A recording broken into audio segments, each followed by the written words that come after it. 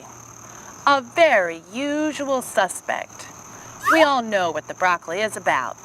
It's rough, green tasting, supposed to be good for you. We've all been told growing up, make sure we eat our broccoli. Oh, dearie! Supper is almost ready, and you know what's cooking. Grampy's favorite, broccoli! Good for me, Granny, but you know I hate broccoli. Alrighty, but don't you keep us waiting! Broccoli is in fact known to be a power food, meaning it really brings a pack for its nutritional punch. It's known for its anti-inflammation properties, high vitamin levels, and the list goes on. What's the problem with broccoli? Well, it just doesn't taste great by itself, so it needs a little help. And a little help can go a long way in getting this well-known power food on our plates more frequently year-round. Today, we are going to learn about this cruciferous king of veggies in ways no man or woman have ever done before. We're journeying from seed to plate, broccoli. We're learning how to grow it, how to cook it, tools you need along the way, and its health benefits. And we're gonna have a lot of fun doing it, so stay tuned. This is Healthland Kitchen. Oh, sweetie, it's time!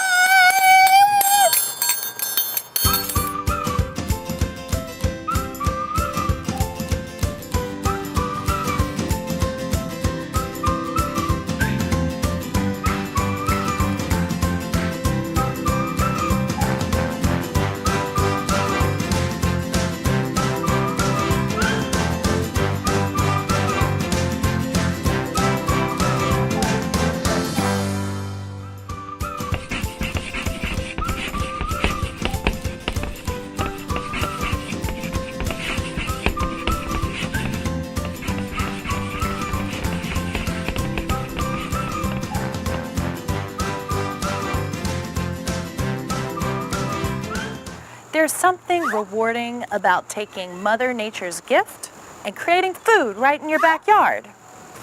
You can say that again. Travis, what a coincidence seeing you here.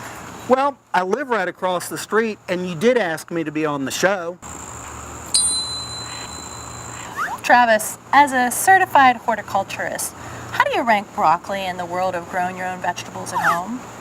Particularly for an organic gardener, it's an excellent crop.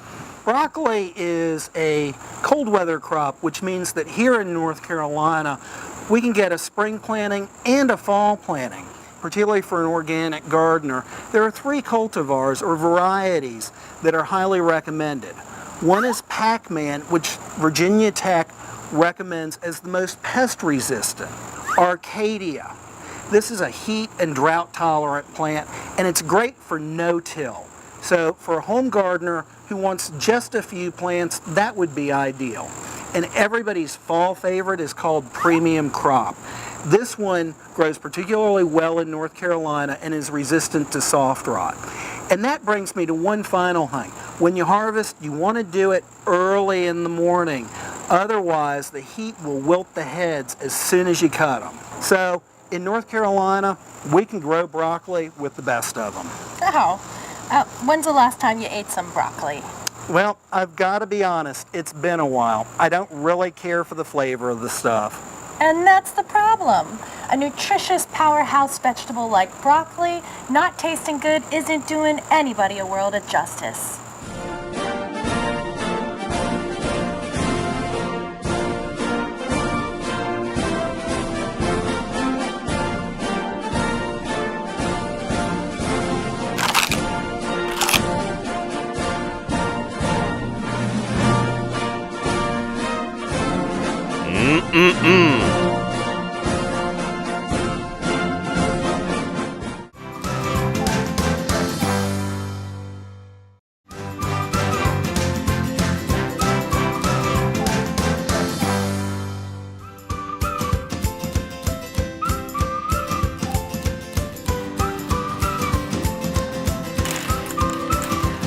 Now, when you're about to cook, well, anything, You want to have an idea of the end result that you're going for, the method in which you're traveling, and a reminder to have some fun along the way.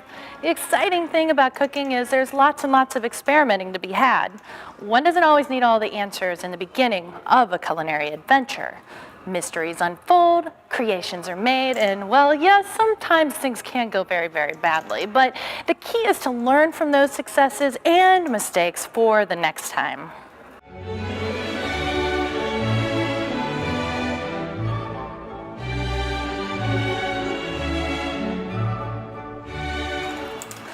When I think of broccoli, well, I think of a world of possibilities. It's a really sturdy vegetable, so it can stand up to a lot of heat, both moist and dry.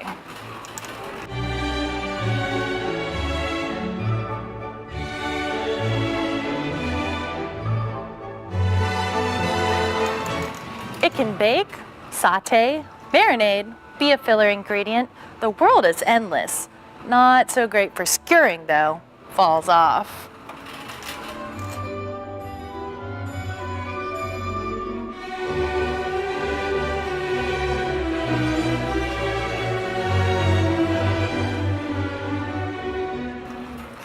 Broccoli, as a side dish, can be prepared in several ways. Steaming can be made fun with individual steamers, side sauce for dipping, a simple sauté, or a creamy casserole. As the main dish, it does best supporting the protein star of the show, say, adding to a lasagna, a pasta, or you can sneak it in your meatloaf. Broccoli has sneakable qualities, and being it's packed with vitamin C, well worth the extra effort. Now, if I could only find a little individual steamer. Did somebody say they needed a steamer? A bamboo steamer. That is exactly what I was looking for. Let me ask you something. Have you ever used one of these before? Well, yes, I have. Bamboo steamers are as attractive as they are long-lasting and convenient. Bamboo is a wonderful natural resource that's used for sushi making rolling mats, these kitchen steamers, and heck, folks even build houses with bamboo. Well, have you ever steamed broccoli in one of these steamers before? Yuck, no. What if it was served with a delicious dipping sauce and you had chopsticks to eat with for fun? Well, I never got the hang of chopsticks, but that sounds delish. Well, thank you very much. I think I've got my answer. Off to the kitchen.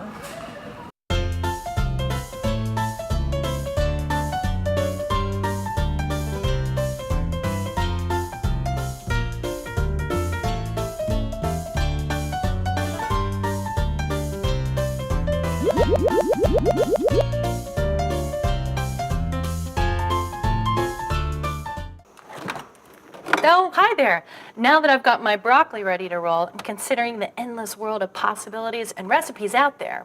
But I'm brought back to a focus, to get nutritional ingredients in my diet consistently.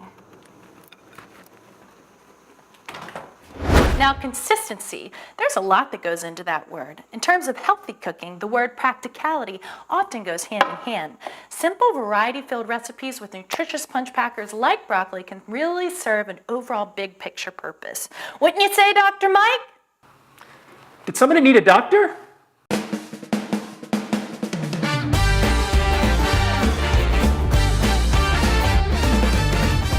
I don't know, Stacey. I don't hear a heartbeat. I think this one's done.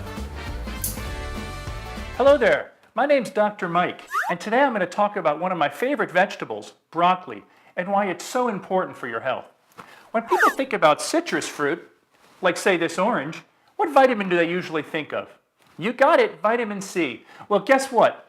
This one single serving of broccoli actually has more vitamin C than this orange, and it has a lot more to offer your body as well. In addition to vitamin C, broccoli is an excellent source of vitamin K, folic acid, and chromium, and a very good source of vitamins A, B, and E, potassium, phosphorus, and fiber, and a host of other micronutrients.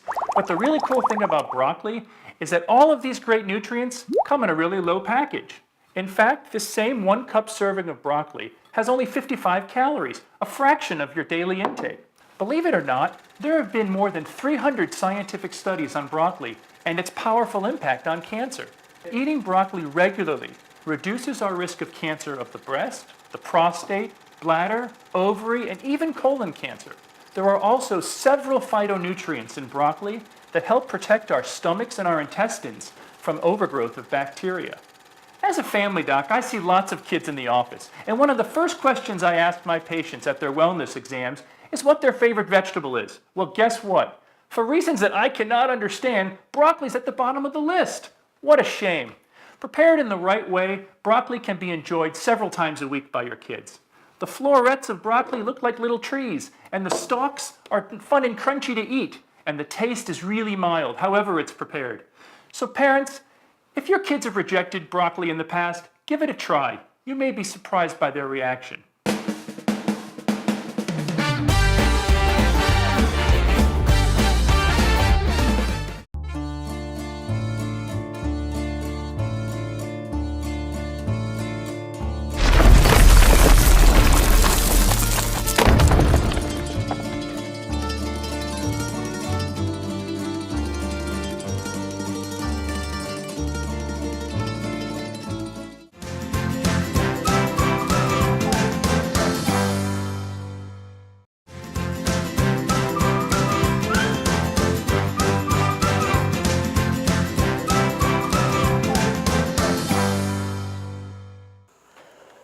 Recipes, recipes, recipes. Which one to choose from? Well, hey, what am I in the mood for? Something creamy, crunchy, citrusy, hearty. Oh, hi again. Just thinking about tonight's main entree. Broccoli can lend its hand or stock to becoming a wonderful side dish on its own. There's steamed broccoli with dipping sauce, garlic pepper broccoli sauté, a crudité with dip. Crudité is just a fancy French word for a raw vegetable snack with a dip. But what about tonight's main entree? I've got a lot of mouths to feed later and I want the bank for my nutritional buck. But wait, there is one style of dish, one hearty, healthy, one-pot wonder that I can fit a lot of broccoli into, the Casseroles! Casseroles consist of pieces of meat, whatever your choice. Chosen chopped vegetables and some kind of binder. That's an ingredient that holds things together because the filling will often have the wet texture. A contrast to crunchy, creamy topping gives the dish character, meaning there's different things going on.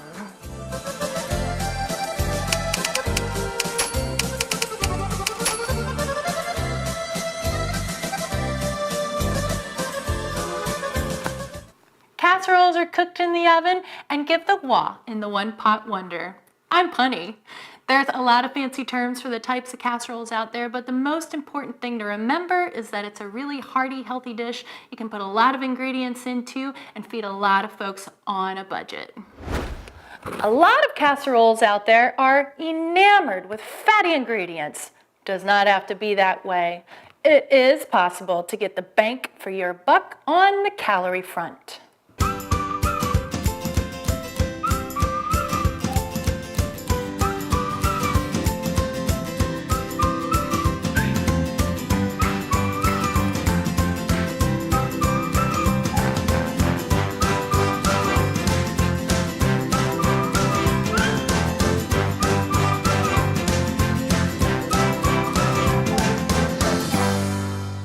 So to get our healthful broccoli casserole started, we're going to get our pan nice and hot and we're going to add some coconut oil, which holds a higher heat resistance, so it keeps its nutritional value as opposed to oils that can burn really easily. Into that, we're going to add some onions, some carrots, and a little pinch of salt. A little pinch of salt is going to help some of the flavor reduce down and get some of the water out of our ingredients. Once that's happening, I'm going to add some mushrooms. Mushrooms are going to release a lot of water, so you've got to let that sit in the pan for a few minutes. Give it a stir. You can hear it sizzling and bubbling, and it's rocking and rolling in there.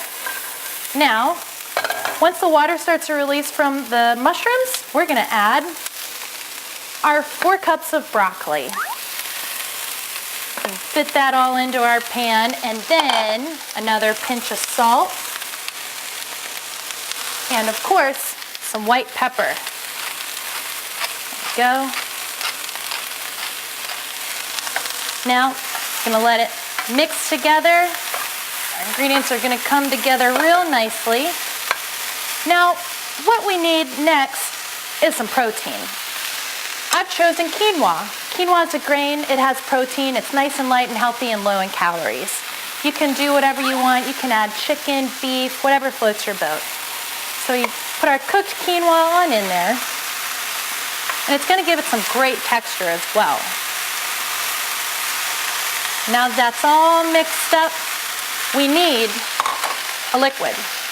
I've got creamy, low-fat mushroom soup. Into the pan, our low-fat mushroom soup goes. And that's definitely gonna be delicious. A little bit of salt and pepper. And one more component that's really important in keeping your casserole nice and tight is a binding agent. I've got some eggs. The great thing about eggs is that they're gonna allow the casserole to fluff up when it's in the oven and hold a really nice firm consistency, but you don't wanna put your eggs in there when your ingredients are really hot because it's gonna start to scramble. So you mix that in there when they're relatively low temperature. And next up, we're just gonna put it right into our casserole dish that I've got seated on the left here. And there it goes. That's our casserole filling. Now, lastly, this part, completely up to you. I really want some crunchiness and creaminess on top of my casserole, so I've got some crunched up pita chips. Right on top, get it evened out. Pita chips, there you go. And a little bit of cheese. You can use Parmesan, cheddar, Asiago, whatever floats your boat. There we go. It's ready to go in the oven.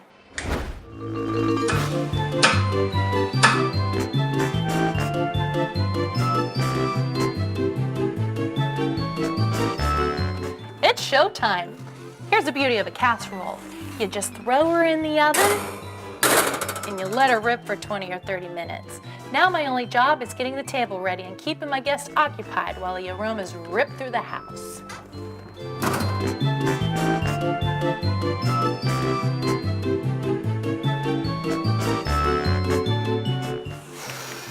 I think I just got a food therapy steam mask. Well, she looks done, smells delicious, and I can feel a firmness in the texture. By golly, she's ready to dock.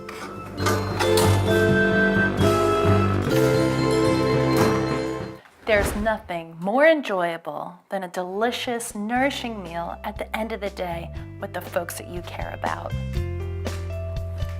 The satisfaction knowing that your time and energy has made a difference in their lives, well, it is just unbeatable. Today we went on a journey with the cruciferous king of vegetables. We discovered how to go from seed to plate and all the steps in between. Broccoli. We learned how to grow it. Oh yeah! What kitchen tools you need to cook it. Yay! The nutritional benefits it provides, You bet.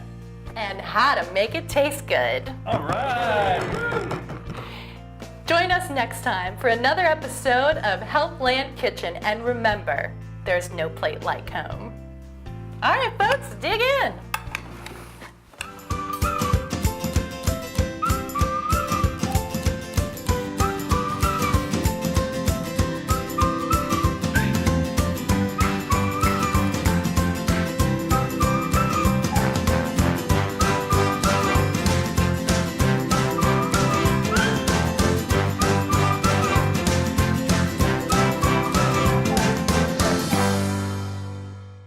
I love the broccoli casserole.